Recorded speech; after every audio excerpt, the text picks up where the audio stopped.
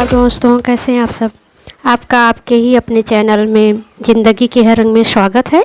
तो हम लोगों ने आईएएस की बिना कोचिंग के तैयारी करें कैसे करें उस पर चर्चा किया था इसके पिछले वीडियो में। तो उसमें हम लोगों ने एनसीईआरटी के बारे में बात की थी, जो कि इतिहास के बारे में पहला बात किया था। उसके एनसीईआरटी 6 से 12 तक के बारे में बात किए थे। तो देखिए, सबसे पहले तो मैं आपको बता दूं कि टीम झाम से तो मेरा जो है चैनल नहीं चल रहा है। आपको ओरिजिनल चीज़ें मिलेंगी, बहुत दिखावा नहीं है ना बनावटी है। जिस चीज़ों से आप तैयारी कर सकते हैं वो लेवल की चीज़ें मिलेंगी, कि जिससे कि आप साधारण तरीके से तैयारी कर सकें। इतना ज़्यादा अभी तो नहीं है कि मतलब पूरा दिखावा करके किया जाए, लेकिन ये है कि जो चीज़ें हैं वो आपको बहुत आपके हिसाब से मिलेंगी, कि मतलब वो आप कर सकते हैं, है ना। तो थोड़ा थोड़ा करेंगे, और ये एक साल में आपको अगर 2021 का देना है तो तैयारी शुरू कर दीजिए अभी से। बड़ी बात नहीं है, कोई अगर ठान ले तो जीत निश्चित है। बाकी थोड़ा सा लक भी होता है, हार्ड वर्क तो शुरू करें पहले, अब वर्क तो बाद में काम, लक तो बाद में काम आएगा ना। पहले तो हार्ड वर्क ज़रूरी है, स्मार्ट वर्क हार्ड वर्क के साथ, है ना। तो चलिए हम लोग आज कक्षा 6 का एनसीईआरटी देखेंगे। फर्स्ट चैप्टर, एक ही एक चैप्टर देखेंगे ताकि बहुत ज़्यादा ना हो। लेकिन कोई लोग ये ना कीजिएगा कि अगर जो तैयारी करना चाहते हैं वो छोड़ेंगे नहीं, कंटिन्यू करेंगे तो बूंद बूंद से घड़ा भरता है, आपकी पढ़ाई भी कंप्लीट हो जाएगी। बाकी कोई सुझाव हो तो आप हमको कमेंट बॉक्स में बता सकते हैं। इतने चैप्टर हैं 6 क्लास वाले में 12। तो पहला चैप्टर आज हम लोग देखते हैं। पहले चैप्टर में है क्या, कब, कहाँ और कैसे। अध्याय 1 में क्या, कब, कहाँ और कैसे। तो एक कहानी के माध्यम से इसको समझाया गया है। तो रशीदा का सवाल है, रशीदा नाम की लड़की है, उसका सवाल है। रशीदा बैठी अखबार पढ़ रही थी, अचानक उसकी निगाह कुर्सी पर पड़ी, एक सुर्खी पे पड़ी, माफ़ कीजिएगा, एक सुर्खी पे पड़ी। तो उसमें लिखा हुआ था 100 साल पहले। वह सोचने लगी कि यह कैसे जान सकता है कोई कि इतने साल पहले क्या हुआ था, कैसे पता लगाया जाए। यह जानने के लिए कल क्या हुआ था। हम लोग तो रेडियो सुन सकते हैं, टेलीविज़न देख सकते हैं, अखबार पढ़ सकते हैं। साथ ही जानने के लिए कि पिछले साल क्या हुआ था, एक व्यक्ति से बात कर सकते हैं जिसको यह याद हो कि पिछले साल क्या हुआ था। जाना जा सकता है ना, आप लोग बताइएगा, ऐसे जाना जा सकता है ना। पिछले के बारे में हम क्या जान सकते हैं, पिछले साल के बारे में हम क्या जान सकते हैं तो कोई व्यक्ति बता सकता है। लेकिन अतीत के बारे में क्या जान सकते हैं, अतीत के बारे में हम क्या जान सकते हैं, ये कैसे पता करेंगे।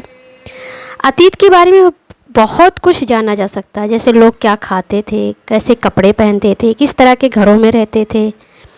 हम आखेटकों, शिकारियों, मतलब आखेटकों मतलब शिकारी, पशुपालकों, कृषकों, शासकों, व्यापारियों, पुरोहितों, शिल्पकारों, कलाकारों, संगीतकारों, फिर वैज्ञानिक के जीवन में जानकारियाँ हासिल कर सकते हैं। यही नहीं, हम यह भी पता लगा सकते हैं कि उस वक्त कि समय में बच्चे कौन सा खेल खेलते थे, कौन सी कहानियाँ सुना करते थे, कौन से नाटक देखा करते थे, या फिर कौन कौन से गीत गाते थे। तो ये सब भी हम जान सकते हैं। फिर ये लोग कहाँ रहते थे, अब ये भी तो जानना चाहिए भाई, लोग रहते कहाँ थे। तो इसमें एक आगे मानचित्र दिया हुआ है, उसमें हम लोग नर्मदा नदी का पता लगाएंगे। कई लाख वर्ष पहले से लोग इसी नदी के तट पे, नर्मदा नदी के तट पे रहा करते थे। यहाँ रहने वाले आरंभिक लोगों में से एक कुशल संग्राहक थे, जो आसपास के जंगलों की विशाल संपदा से परिचित थे। वो लोग मतलब जंगल की संपदा से परिचित थे कि कैसे क्या है। अपने भोजन के लिए वे जड़ों, फलों तथा जंगल के अन्य उत्पादों का यहीं से संग्रह किया करते थे। वह जानवरों का आखेट शिकार भी करते थे। आखेट मतलब शिकार होता है, तो जानवरों का वो लोग शिकार किया करते थे। हम लोग को मानचित्र में किसका पता लगाना है, पीछे भी आपने देखा था नर्मदा का पता लगाना। तो देखिए ये मानचित्र है, अब इसमें ढूंढिए साथ में नर्मदा कहाँ है, ठीक है, ढूंढ के बताइएगा। ये देखिए पूरा मानचित्र नहीं आ रहा है, और थोड़ा जूम करूँ क्या। देखिए सारी नदी देख लीजिएगा कहाँ कौन सी है। तुरभंगा कहाँ पे, कावेरी कहाँ पे है, गोदावरी, सिंधु, सतलज, रावी, ब्यास, झेलम, सारी नदियाँ हैं, देखिए, है ना।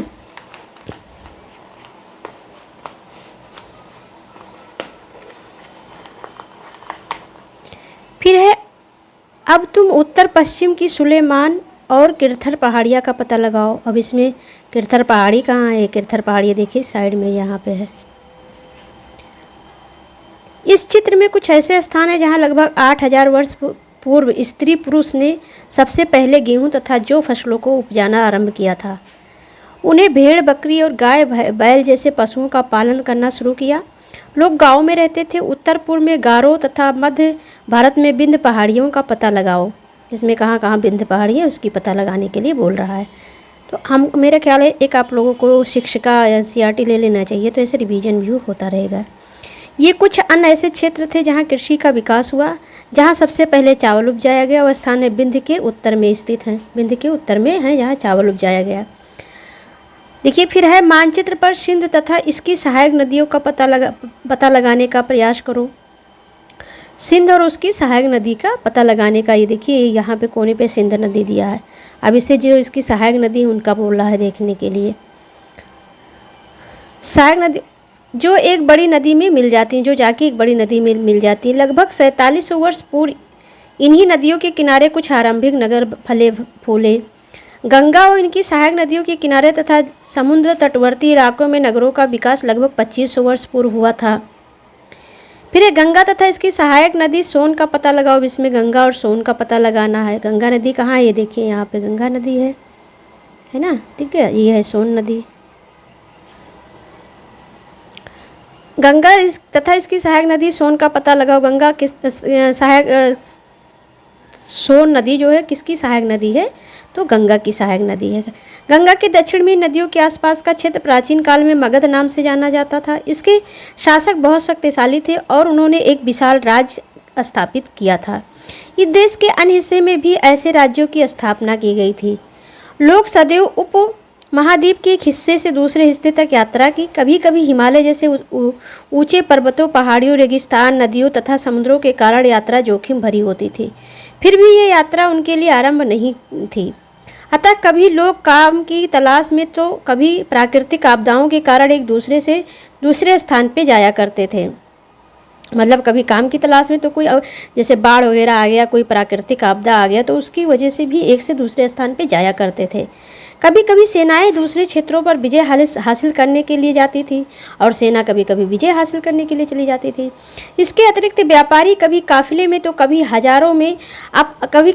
कभी जहाज़ों में अपने साथ मूल्यवान वस्तुएं लेकर एक स्थान से दूसरे स्थान पर जाया करते थे। धार्मिक गुरु लोगों की शिक्षा और सलाह देते हुए एक गांव से दूसरे गांव तथा एक कस्बे से दूसरे कस्बे जाया करते थे। कुछ लोग नए और रोचक स्थानों को खोजने की चाह में उत्कृष्टतावश भी यात्रा किया करते थे। मतलब उत्साह के लिए यात्रा किया करते थे। इस सभी यात्राओं से लोगों को एक दूसरे के विचारों को जानने का अवसर मिलता था। जब जाते थे तो एक दूसरे का विचार जानने की मौका मिलता था। क्या लोग आज लोग यात्राएं क्यों करते हैं? और लेकिन आज बताइए क्यों यात्रा लोग करते हैं? पहले तो इसलिए करते थे और आज क्यों करते हैं? एक बार फिर से मानचित्र 1 को देखिए। यहाँ देखिए मानचित्र 1, आप लोग शॉर्ट स्क्रीन ले लीजिएगा। ये देखिए पूरा आ जाए। अब यहाँ से आप शॉर्ट स्क्रीन ले सकते हैं जिनके पास पुस्तक उपलब्ध नहीं है। कुछ लोग जैसे कहते हैं कि हम खुद पढ़ लेंगे। भाई जिसके पास उपलब्ध है वो स्वयं पढ़ सकता है, लेकिन जिसके पास पुस्तक नहीं उपलब्ध है वो तो भाई यूट्यूब का ही सहारा लेगा ना।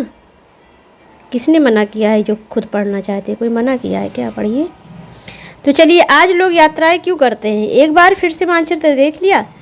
पहाड़ियाँ, पर्वत, समुद्र उपमहाद्वीपों की प्राकृतिक सीमा का निर्माण करते हैं। हालांकि लोगों के लिए इन सीमाओं को पार करना आसान नहीं था। जिन्होंने ऐसा चाहा वह ऐसा कर सके। वे पर्वतों की ऊंचाइयों को छू सके तथा गहरे समुद्रों को पार कर सके। उपमहाद्वीप के बाहर से भी कुछ लोग यहाँ आए और यही बस गए। लोगों की आवागमन ने हमारी सांस्कृतिक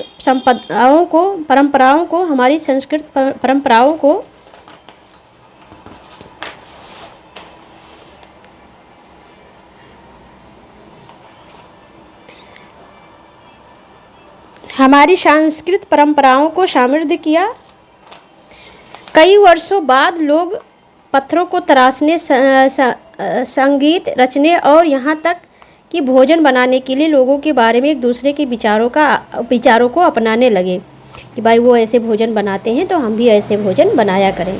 तो एक दूसरे के विचार को अपनाने लगे।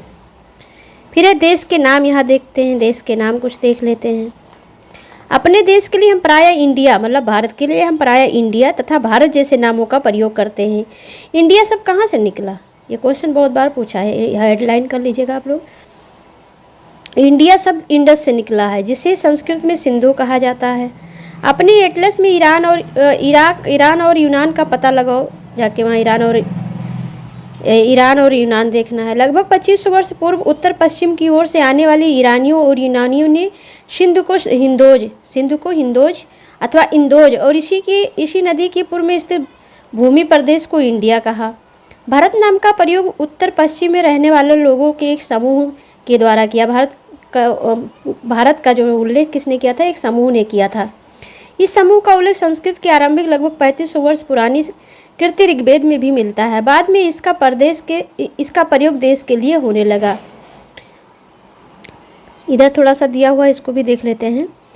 ताड़पत्रों से बनी पांडुलिपि का एक दृश्य, ये देखिए, ये ताम्रपत्र से बना हुआ है।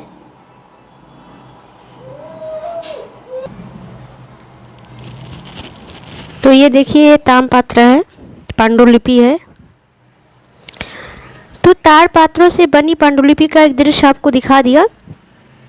यह पांडुलिपि लगभग 1000 वर्ष पहले लिखी गई थी। किताब बनाने के लिए ताड़ के पत्तों को काटकर उसके अलग अलग हिस्से को एक साथ बांध दिया जाता था। भूर्ज पेड़ की छाल से बनी ऐसी ही एक पांडुलिपि को तुम यहाँ देख सकते हो, ये देखिए, है ना।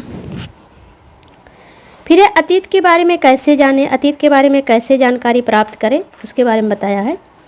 अतीत की जानकारी हम कई तरीके से प्राप्त कर सकते हैं। इसमें से एक तरीका अतीत में लिखी गई पुस्तकों को ढूंढना और पढ़ना है। एक तो पुस्तक में पढ़ के हम लोग जान सकते हैं कि अतीत में क्या हुआ था। ये पुस्तक हाथ से लिखी होने के कारण पांडुलिपि कही जाती हैं। हाथ से लिखा गया इसीलिए पांडुलिपि कही जाती हैं। अंग्रेजी में पांडुलिपि के लिए प्रयुक्त होने वाला मैन्युस्क्रिप्ट नामक लैटिन शब्द मेनू, जिसका अर्थ हाथ है, से निकला है। यह पांडुलिपियाँ प्रायः ताड़पत्रों अथवा हिमालय क्षेत्र में उगने वाली भूर्ज नामक पेड़ की छाल से विशेष तरीके से तैयार भोजपत्र पर लिखी मिलती हैं। कितने वर्षों में इनमें से कई पांडुलिपियों के कीड़ों ने खा लिया। इतना ज़्यादा वर्ष बीत गया तो कीड़े खा लिए तथा कुछ नष्ट कर दी गई और कुछ को नष्ट कर दिया गया। फिर भी ऐसी कई पांडुलिपियाँ आज भी उपलब्ध हैं। प्रायः ये पांडुलिपियाँ मंदिरों और विहारों से प्राप्त होती हैं। इन पुस्तकों में धार्मिक मान्यताओं, व्यवहारों, राजाओं के जीवन, औषधियों तथा विज्ञान आदि सभी प्रकार के विषयों की चर्चा मिलती है। इनके अतिरिक्त हमारे यहाँ महाकाव्य, कविताएं तथा नाटक भी हैं। इनमें से कई संस्कृत में लिखे हुए मिलते हैं, जबकि अन्य प्राकृतिक और तमिल में हैं। प्राकृतिक भाषा का प्रयोग आम लोग करते थे। हम अभिलेखों का भी अध्ययन कर सकते हैं। ऐसे लेख पत्थर अथवा धातु जैसी अपेक्षाकृत कठोर सतहों पर उत्कीर्ण किए गए मिलते हैं। कभी कभी शासक अथवा अन्य लोग अपने आदेशों को इस तरह उत्कीर्ण करवाते थे ताकि लोग उन्हें देख सकें, पढ़ सकें तथा उनका पालन कर सकें। कुछ अन्य प्रकार के अभिलेख भी मिलते हैं जिनमें राजाओं तथा रानियों आदि अन्य स्त्री पुरुषों में से अपने कार्यों के विवरण उत्कीर्ण करवाए हैं। उदाहरण के लिए प्रायः शासक लड़ाइयों में अर्जित विजयों का लेखा जोखा रखा करते थे। क्या तुम बता सकती हो कि कठोर सतह पर लेख लिखवाने के क्या लाभ थे? ऐसा करवाने में क्या कठिनाइयाँ आती थी, मतलब क्या उसके लाभ थे और ऐसा करवाने में क्या कठिनाइयाँ आ सकती हैं, सोचिएगा। इसके अतिरिक्त अन्य कई वस्तुएं अतीत में बनी और प्रयोग में लाई जाती थीं। ऐसी वस्तुओं का अध्ययन करने वाला व्यक्ति पुरातात्विक कहलाता है। पुरातात्विक पत्थर और ईंट से बनी इमारतों के अवशेषों, चित्रों तथा मूर्ति का अध्ययन करते हैं। ये वे औजारों, हथियारों, बर्तनों, आभूषणों, ये थोड़ा सा यहाँ हम देख लेते फिर आगे का देखेंगे। ये देखिए ऐसे खुदाई करवाते थे। यह लगभग 2250 वर्ष पुराना है। यह अभिलेख वर्तमान अफगानिस्तान के कंधार से प्राप्त हुआ है। यह अभिलेख अशोक नामक शासक के आदेश पर लिखा गया था। इस शासक के विषय में तुम अध्याय 8 में पढ़ोगी। जब हम कुछ लिखते हैं तब हम किसी लिपि का प्रयोग करते हैं। लिपियाँ अक्षरों अथवा संकेतों से बनी होती हैं। जब हम कुछ बोलते अथवा पढ़ते हैं तब हम एक भाषा का प्रयोग करते हैं। यह अभिलेख इस क्षेत्र में प्रयुक्त होने वाली यूनानी तथा आरामीक नामक दो भिन्न लिपियों तथा भाषाओं में है। तो यहाँ हम लोग यहाँ पहुँचे थे बर्तन आभूषणों, ये औजार हथियारों, बर्तन आभूषणों तथा सिक्कों की प्राप्ति के लिए छानबीन तथा खुदाई भी करते हैं। इनमें से कुछ वस्तुएं पत्थर, पकी मिट्टी अथवा कुछ धातु की बनी होती हैं। ऐसे तत्व पदार्थ कठोर तथा जल्दी नष्ट न होने वाले होते हैं। पुरातात्विक जानवरों, चिड़ियों तथा मछलियों की हड्डियां भी ढूंढते हैं। इससे उन्हें यह जानने में भी मदद मिलती है कि अतीत में लोग क्या खाते थे। वनस्पतियों के अवशेष बहुत मुश्किल से बच पाते हैं। यदि अन्न के दाने अथवा लकड़ी के टुकड़े जल जाते तो वे जले हुए कुछ रूप में बचे रहते हैं। फिर पुरातात्विक जानवरों, चिड़ियों तथा मछलियों की हड्डियां भी ढूंढते हैं। इससे उन्हें यह जानने में भी मदद मिलती कि अतीत में लोग क्या खाते थे, है ना। वनस्पतियों के अवशेष बहुत मुश्किल से बच पाते थे। यदि अन्न के दाने अथवा लकड़ियाँ टुकड़े जल जाते थे तो जले हुए रूप में बच रहे थे, मतलब कुछ अगर बच जाता था जला हुआ रूप में मिल रहा था। क्या पुरातात्विक को बहुधा कपड़ों के अवशेष मिलते होंगे? क्या मतलब वहाँ के कपड़े मिलते होंगे? तो देखते हैं। पांडुलिपियों, अभिलेखों तथा पुरातत्व से ज्ञात जानकारियों के लिए इतिहासकार प्रायः स्रोत शब्द का प्रयोग करते हैं। इतिहासकार उन्हें कहते हैं कि जो अतीत का अध्ययन करते हैं। स्रोत के प्राप्त होते ही अतीत के बारे में पढ़ना बहुत रोचक हो जाता है, क्योंकि इन स्रोतों की सहायता से हम धीरे धीरे अतीत का पुनर्निर्माण करते जाते हैं। अतः इतिहासकार तथा पुरातात्विक उन जासूसों की तरह जो इस सभी स्रोतों का सुराग के रूप में कर अतीत को जानने का प्रयास करते हैं। ये देखिए यहाँ पे एक चित्र बना हुआ, यह प्राचीन नगर से प्राप्त चित्र है। इस चित्र के पात्रों का प्रयोग 4700 वर्ष पूर्व होता था। दाएं एक चांदी का सिक्का है, ये देखिए ये सिक्का है इधर। इसी तरह सिक्कों का प्रयोग लगभग 2500 वर्ष पूर्व होता था। हमारे द्वारा आज प्रयोग में आने वाले सिक्कों का यह सिक्का कैसे भिन्न है, मतलब अब देखिए चांदी का सिक्का कैसे होता था, पहले देखिए कैसे होता था। अतीत एक या अनेक, अब बताइए अतीत क्या एक है या अनेक है अतीत, इसके बारे में जानते हैं। क्या तुमने इस पुस्तक के शीर्षक हमारे अतीत पर ध्यान दिया? हमारा अतीत मतलब ध्यान दिया, हमारा मतलब मेरा नहीं लिखा है, हमारा अतीत लिखा है, मेरा अतीत नहीं लिखा है। यहाँ अतीत शब्द का प्रयोग बहुवचन के रूप में किया गया है। ऐसा इस तथ्य की ओर ध्यान दिलाने के लिए किया गया है कि अलग अलग समूहों के लोगों के लिए इस अतीत के अलग अलग मायने थे। उदाहरण के लिए पशुपालकों अथवा कृषकों का जीवन राजाओं तथा रानियों के जीवन तथा व्यापारियों का जीवन शिल्पकारों के जीवन से बहुत भिन्न था। जैसा कि हम आज भी देखते हैं, उस समय भी देश के अलग अलग हिस्से में लोग अलग अलग व्यवहारों, रीति रिवाजों का पालन करते थे। उदाहरण के लिए आज अंडमान द्वीप के अधिकांश लोग अपना भोजन मछलियाँ पकड़कर, शिकार करके तथा फल फूल के संग्रह द्वारा प्राप्त करते हैं। इसके विपरीत शहरों में रहने वाले लोग खाद्य आपूर्ति के लिए अन्य व्यापारियों पर निर्भर रहते हैं। इस तरह के भेद अतीत में भी विद्यमान थे, मतलब अतीत में भी ऐसा होता था। इसके अतिरिक्त एक अन्य तरह का भेद है, उस समय शासक अपनी विजयों का लेखा जोखा रखते थे। यही कारण है कि उन शासकों तथा उनके द्वारा लड़ी जाने वाली लड़ाइयों के बारे में काफ़ी कुछ जानते, क्योंकि वो लिख के रखते थे। जबकि शिकारी, मछुआरे, संग्राहक, कृषक अथवा पशुपालक जैसे आम आदमी प्रायः अपने कार्यों का लेखा जोखा नहीं रखते थे। पुरातत्व की सहायता से हमें उनके जीवन का जानने में मदद मिलती है, हालांकि अभी भी इनके बारे में बहुत कुछ जानना शेष है।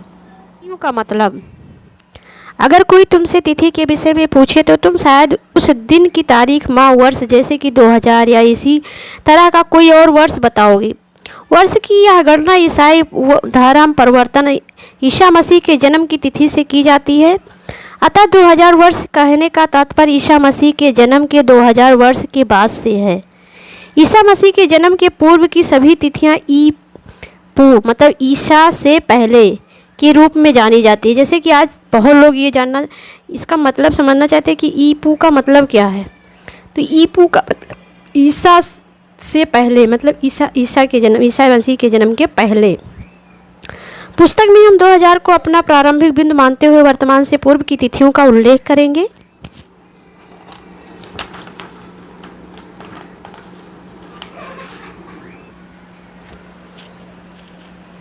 इतिहास और तिथियां क्या है ये देखते हैं। देखिए, अंग्रेजी में बीसी, हिंदी में ईपू का तात्पर्य बिफोर क्राइस्ट, ईसा पूर्व होता है। कभी कभी तुम तिथियों से पहले ईएडी, हिंदी में ई लिखा पाती हो। यह एनो ड्रामिनी नामक दो लैटिन शब्दों से बना है तथा इसका तात्पर्य ईसा मसीह के जन्म के वर्ष से है। कभी कभी एडी की जगह सीई तथा बीसी की जगह बीसीई का प्रयोग होता है। सीई अक्षरों का प्रयोग कॉमन एरा तथा बीसीई का बिफोर कॉमन एरा के लिए होता है। हम इन शब्दों का प्रयोग इसलिए करते हैं क्योंकि विश्व के अधिकांश देशों में अब इस कैलेंडर का प्रयोग सामान्य हो गया है।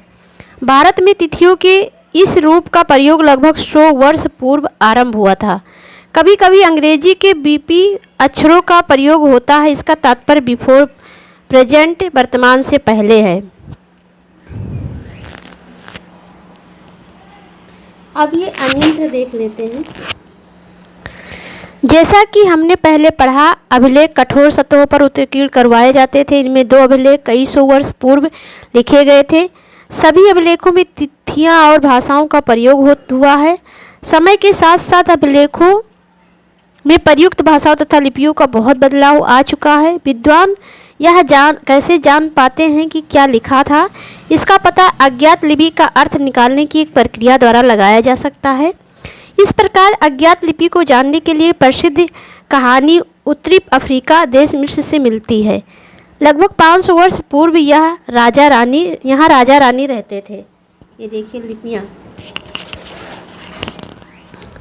मिस्र के उत्तरी तट पर रोसेट्टा नाम का एक कस्बा है, जहाँ से ये एक ऐसा उत्कीर्ण पत्थर मिला जिस पर एक ही लेख 3 भिन्न भिन्न भाषाओं तथा लिपियों, यूनानी तथा मिस्री लिपि के 2 प्रकारों में है।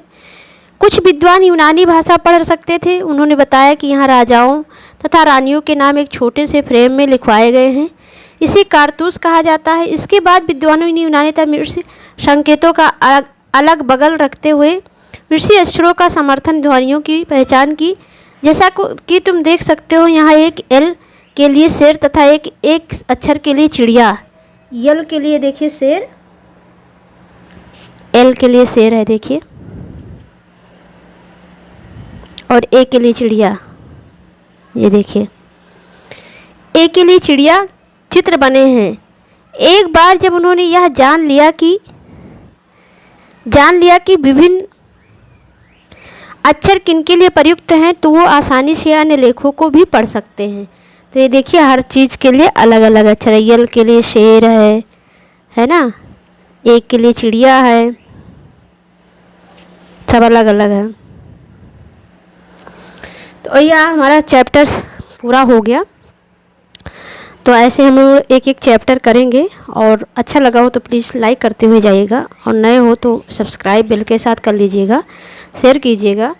और ये जो 0 से हम लोग शुरू किए हैं, तो साथ में बने रहेंगे तो हम लोग 1 ईयर में बहुत अच्छे से पूरा सिलेबस कंप्लीट कर लेंगे। तो फिर मिलते हैं नेक्स्ट चैप्टर पे। और हम लोग घटना चक्र भी साथ में सॉल्व कर रहे हैं, वो भी आप देखते रहिएगा। तो चलिए, बाय बाय। अपना ध्यान रखिए, खुश रहिए, मस्त रहिए, बिंदास।